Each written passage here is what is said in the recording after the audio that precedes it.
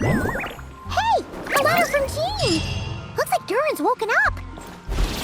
Let's go see how he's doing.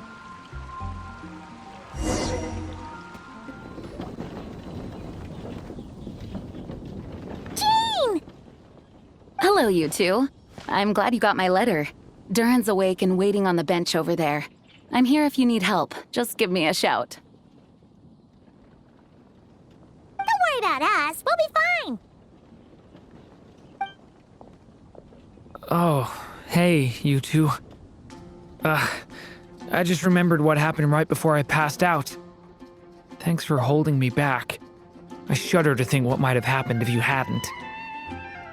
I'm fine now. It's just... a lot of people seem to have forgotten me. Don't worry. We'll figure out a way to fix this. Why don't you start by telling us what happened?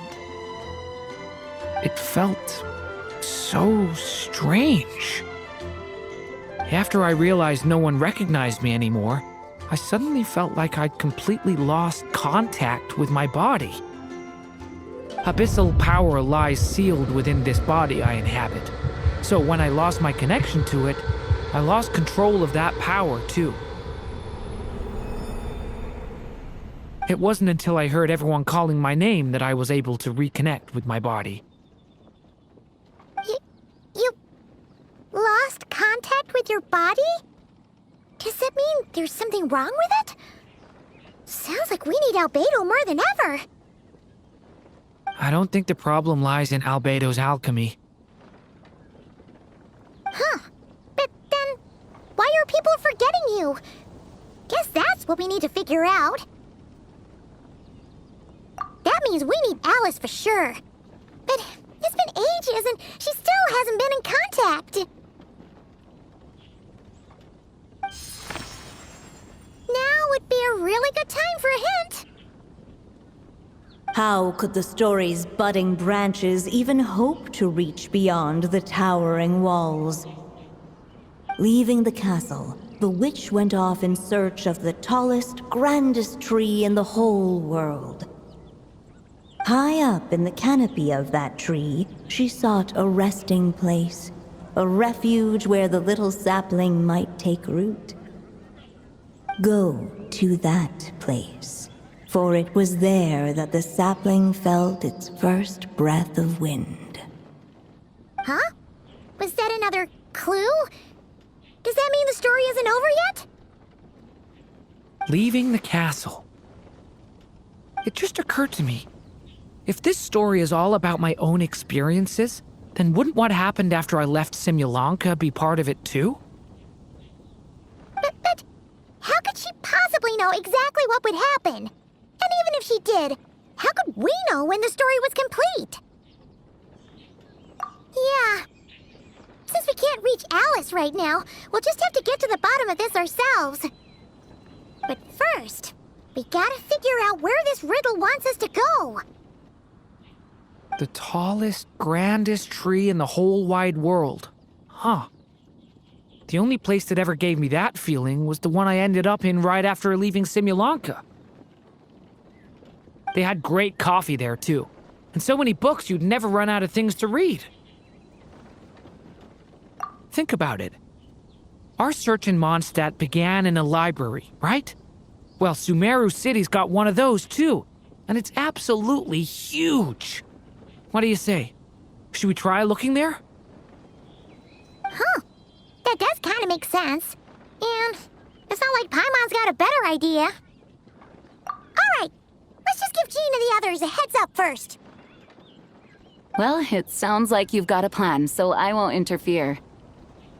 All I ask is that you stay safe. Albedo won't be back for some time, and until he is, we can't know for sure how dangerous Durin might be in his current state. I'm so sorry about what happened before. Believe me, I'm not blaming you, and neither is anyone else here. If anything, it's the opposite. We're all just worried about you. Worried? About me? Come with me. I want to show you something. As soon as they heard you were awake, They all hurried over to see how you were doing. You all came to see me? A little birdie told me you're working on finishing a storybook. So maybe all those people losing their memories is just a plot twist, waiting to be resolved. Miss Lisa, you always seem to know how to put my mind at ease. Please, everyone, don't worry about me. When I get back, I'll find a way to complete my mother's story, and the one we started, too. Whew. After the library hunt in Mondstadt, it's not as if Paimon was expecting this to be easy. But this... yeah... this is something else. Where do we even begin? Even the clue this time seemed kind of cryptic. Yeah. Guess the best we can do is stay on the lookout for more weird things going on.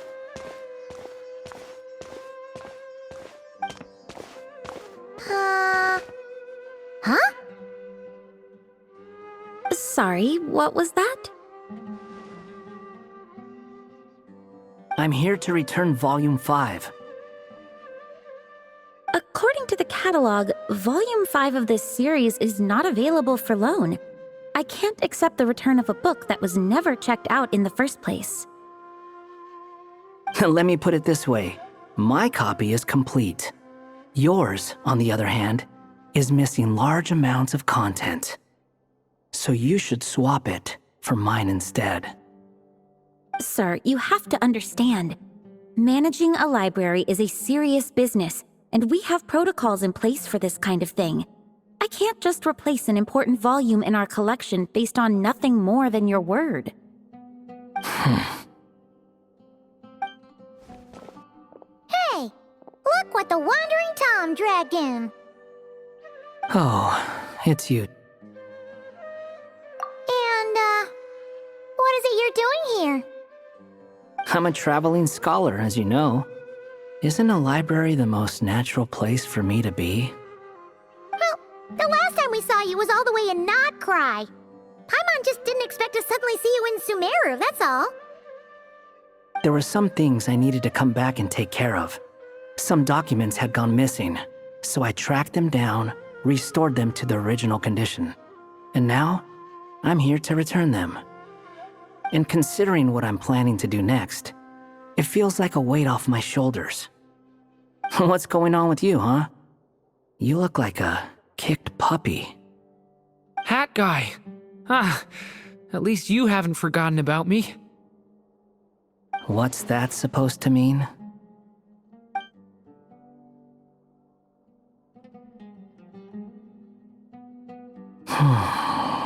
So it's been getting worse. Sounds like you know something we don't. After he left Simulanka, he spent some time traveling Sumeru with me.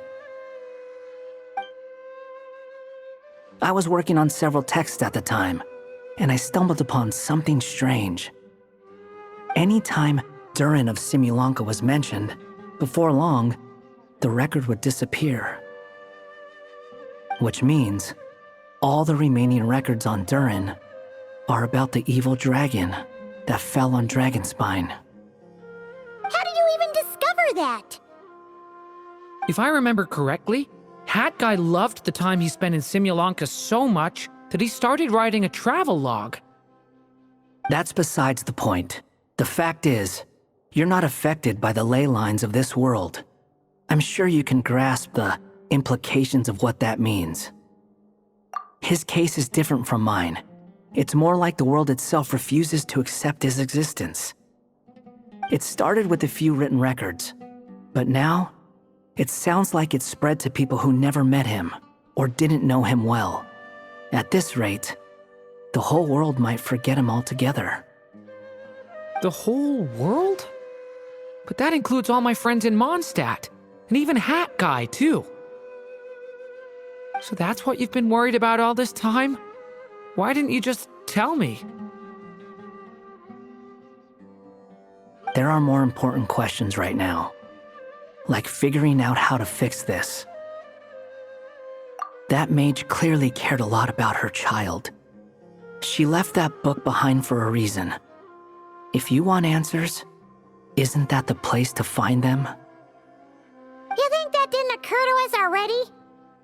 Problem is, we need to find the memory that unlocks the next chapter first.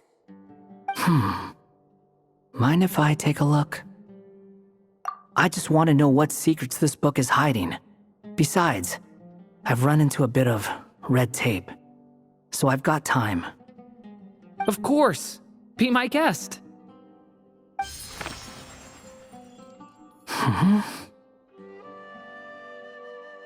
So, the memory we've been looking for was about you? All along?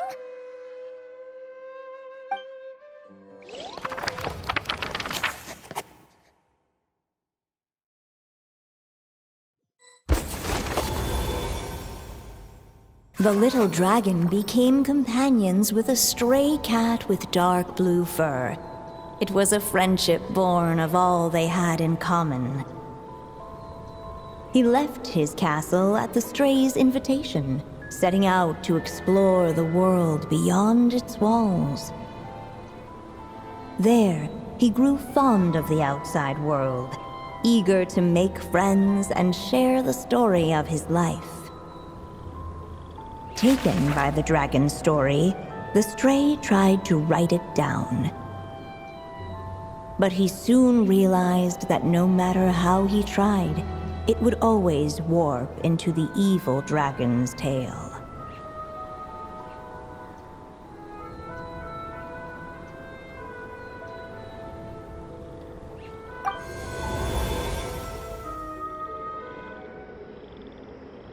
So, this is the world where this chapter takes place?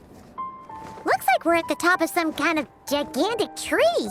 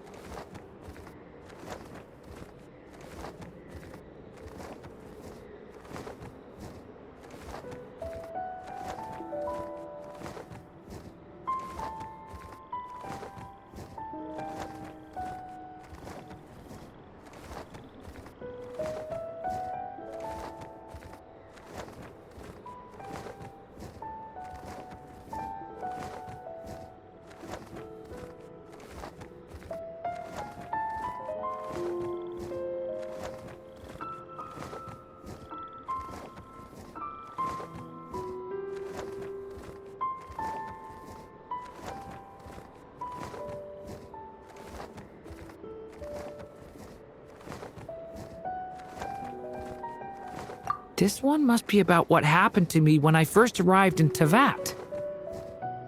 No wonder the memory that unlocked it was about Hat Guy. Most of my memories from that period were. Hold on. Anyone want to explain how I ended up looking like this? Maybe you've become a character in the story too. You see me as a stray cat? A wandering Tom, to be exact. You should count yourself lucky. Of all Durin's friends, your character is by far the most memorable. Maybe it's because I've known Hat Guy for longer, so my impression of him is more vivid than the others. Vivid? Then how come you haven't changed one bit?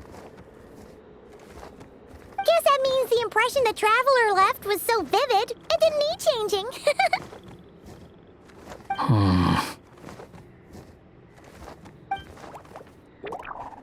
Hello, everyone! Ready for today's adventure? It's the storybook, Durin. Oh. So you're not playing yourself in this one? Does that mean the two of you have even more memorable roles to play? Where are we going today, kitty cat? Whatever. Just follow me. Same as always. Okie dokie! Can we chat along the way? If you have something to say, just say it. Was that seriously how the two of you communicated when you first got here?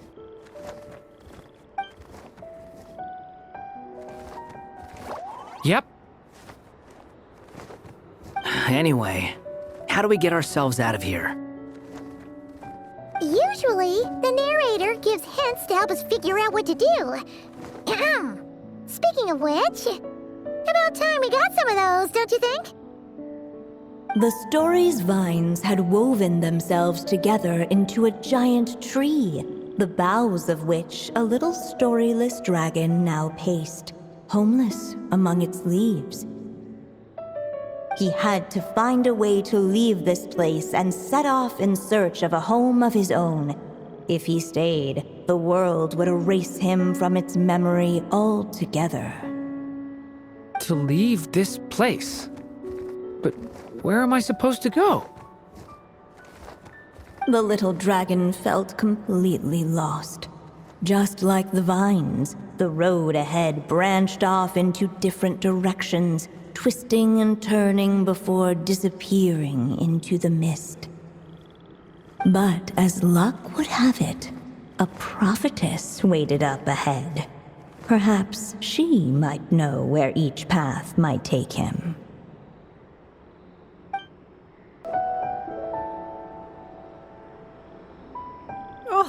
You must be the little lost dragon. It's true. My friends and I are lost. This meeting was no accident. The prophetess was in fact the seer witch, here to present her promised gift. The seer witch. Oh yeah, that's Mona's teacher, right? The old hag? Insolent child. I am the seer witch, your prophetess, not some old hag. Sorry. Now, little lost dragon, I have come to bestow the gift I once promised. A prophecy. A prophecy?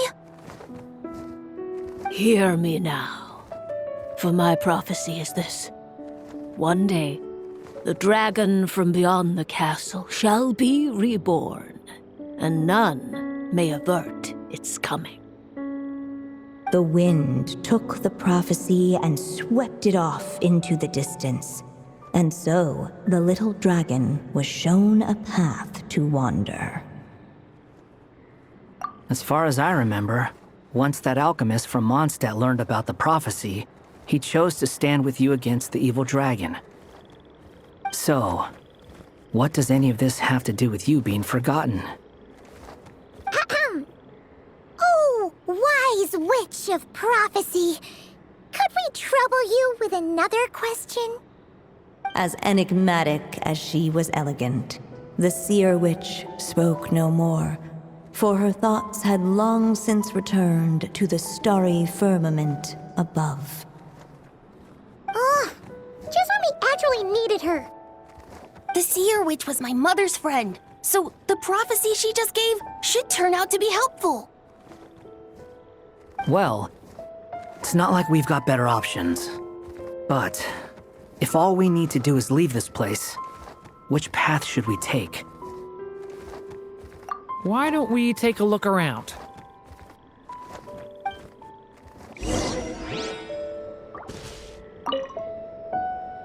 As enigmatic as she was elegant, the seer witch spoke no more, for her thoughts had long since returned to the starry firmament above.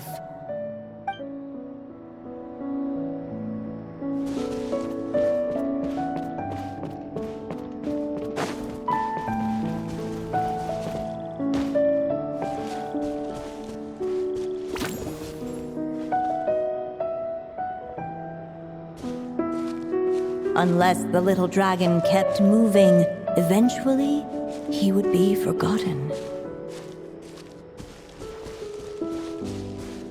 The wind kept blowing, but the little dragon had not yet resolved to follow it. Before him lay a foggy path, and where it might lead he could not tell.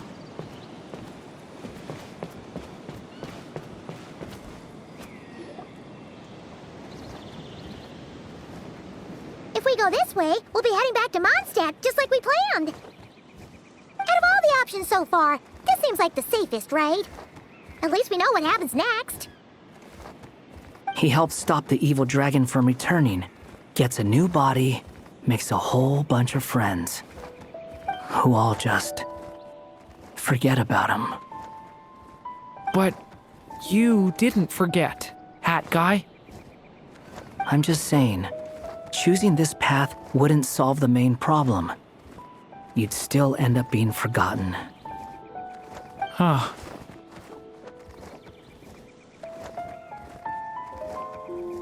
I'm not against choosing this path. I just wonder what secrets it might be hiding. Let me think about it.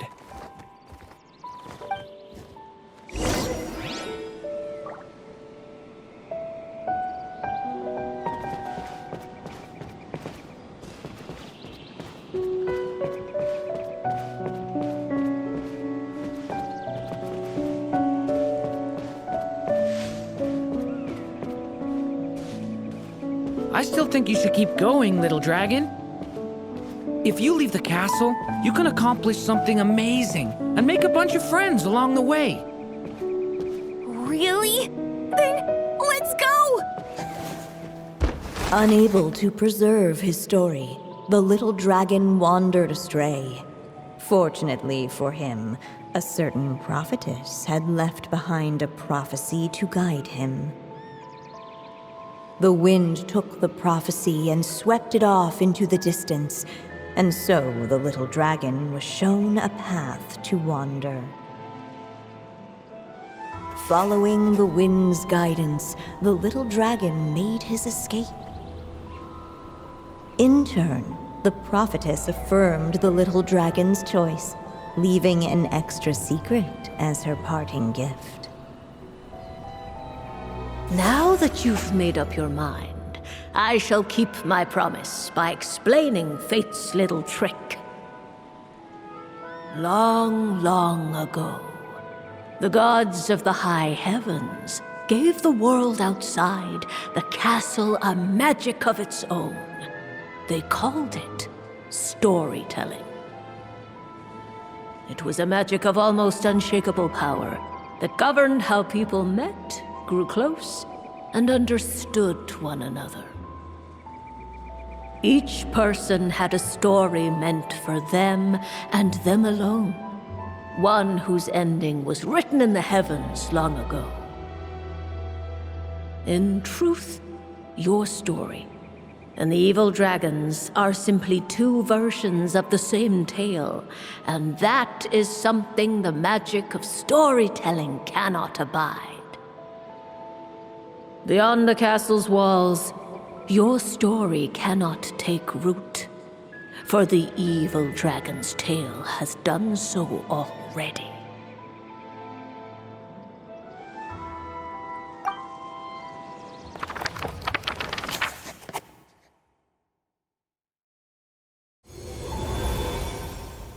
So, that was the secret?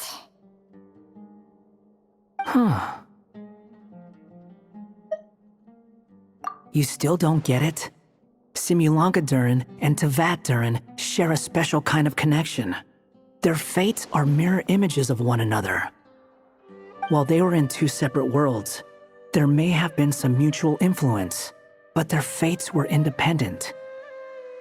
But when Simulanka Durin came to Tevat, a version of his fate already existed there. So, how can two fates exist at the same time? The answer is, they can't. The rules of this world don't allow it. You can't return a book you never checked out in the first place. So, what's Durin supposed to do? Those mages seem to have come up with quite the ingenious solution.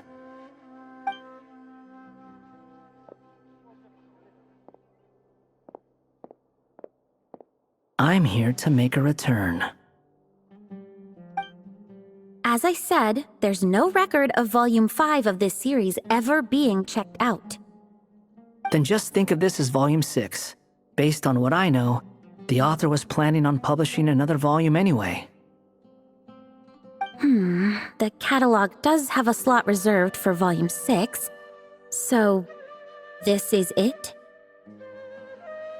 Sure, let's go with that. All you need to know is, I'll be the one writing this series from now on. You... What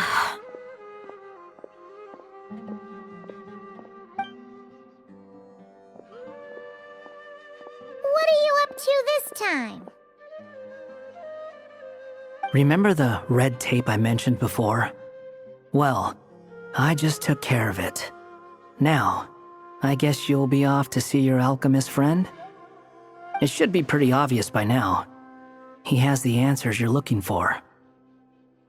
Well, we do have a whole bunch of things to confirm with Albedo, that's for sure. But didn't Jean say he'd be gone for quite a while? I'll join you. Just let me know when it's time to go. Hat guy? Don't sound so surprised. I'm part of this story too, aren't I? I'm just playing my role. Well, yeah. But it's not that. I just feel like you want to help, but something's holding you back. When I first realized you were being forgotten by the world, I thought it might be because you spent too much time with me. I even thought cutting our ties might be the only way to fix it. Why would you think that?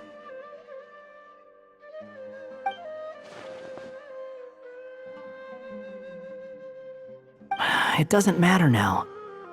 Judging from the answer this book has given us, I was probably overthinking it. Just as well, with the ley lines rejecting him like this, the people who still remember him are his only remaining connection to this place. If that last fragile tie was broken, who can say what devastation his unbound body might unleash? And to think I'm one of the people keeping you here, instrumental in helping change your fate. Can't say I saw it coming. Well, if it's good enough for Hat Guy, it's good enough for me. After all, he is about as odd as humans get. Excuse me? With some people, even if you try asking a simple question, they'll always give you a complicated answer. And the more you ask, the more complicated it gets. Truth is, Hat Guy's just that kind of guy. Whatever. All I needed was a yes or no, so we can quit it with all the back and forth.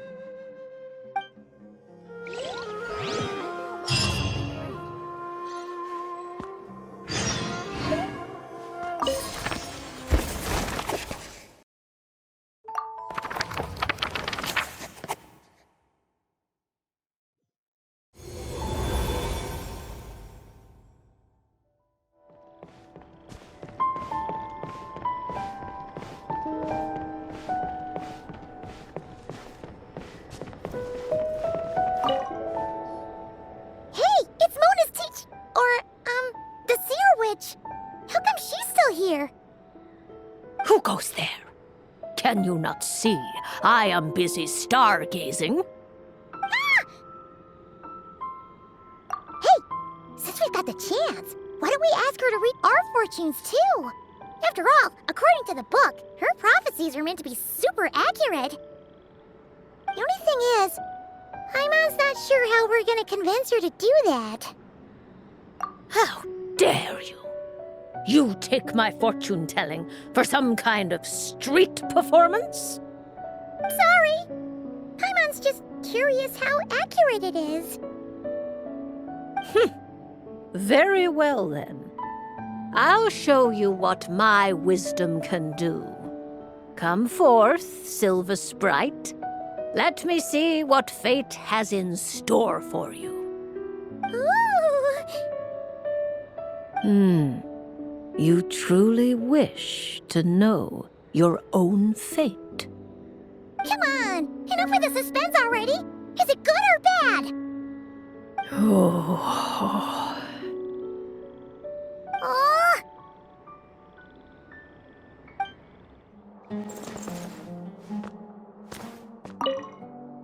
I'm sticking around for the next few days. So, when it's time to go, you know where to find me.